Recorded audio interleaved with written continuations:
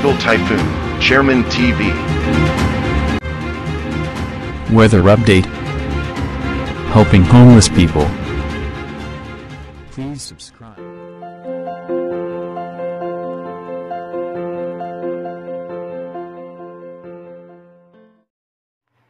Magandang hapon po. Ito po ang latest update natin ngayong araw para nga dito sa minomonitor natin na dalawang bagyo.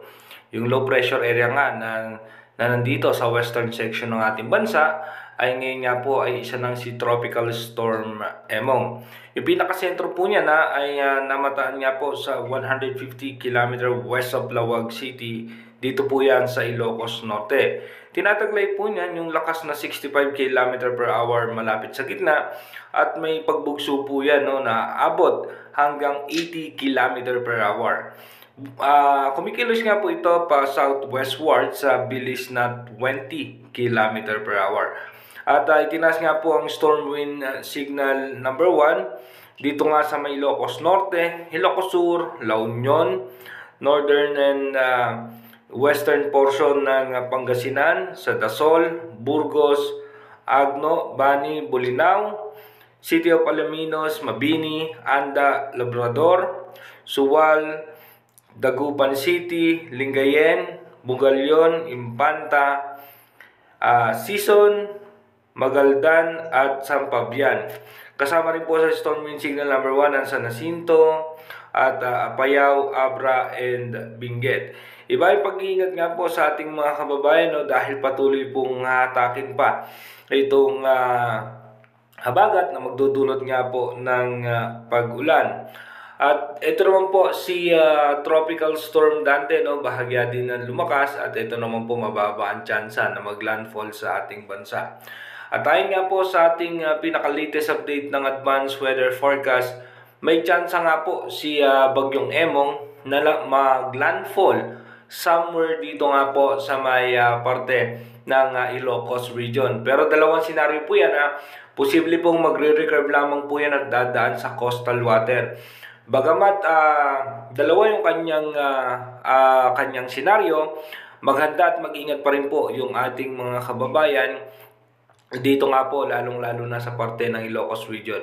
At mananatiling maulan nga po no, dito sa mga parte ng Metro Manila, Calabarzon, Bicol Region, Mimaropa, Zamboanga del Norte, Misamis Occidental, Lanao del Norte, Camiguin, Dinagat Island, and Davao Oriental. Kaya maghanda po yung ating mga kababayan dahil tuloy-tuloy po na makakaranas tayo ng pagulan at posible pong meron naman tayo mga pagbaha at pagguho ng lupa. Posible nga po umabot ang hangin sa 39 to 61 km per hour dito nga po sa parte ng Ilocos region dahil nga po yan sa pagbugso ng hangin ni Bagyong Emong.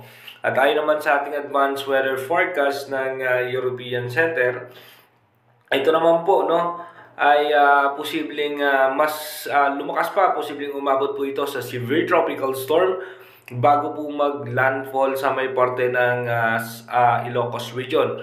Pero again, na inuulit nga natin, malaki pa rin po ang posibilidad na magbago po yung kanyang mga direction dahil nga po within 24 hours, i-monitor pa rin natin yung kanyang posibilidad na pagbabago. At mga susunod na araw pa po, so possible makaranas pa tayo ng mga pag-ulan until Friday. At dahan-dahan ng giginhawang lagay ng panahon by Saturday and Sunday at wala naman na po tayo nakikitang posibleng sama ng panahon na mabubuo sa loob ng ating Philippine Area of Responsibility. Para po sa ating mga kababayan, lagi po tayong tumutok dito nga po sa ating advance forecast para malaman natin na mas maaga kung ano nga ba yung mga posibleng sama ng panahon na papasok at mabubuo sa ating bansa. Dumako na nga po tayo sa ating advanced weather forecast. At dito nga po no, sa ating advanced weather forecast, makikita naman natin yung magiging posibleng senaryo nitong dalawang bagyo.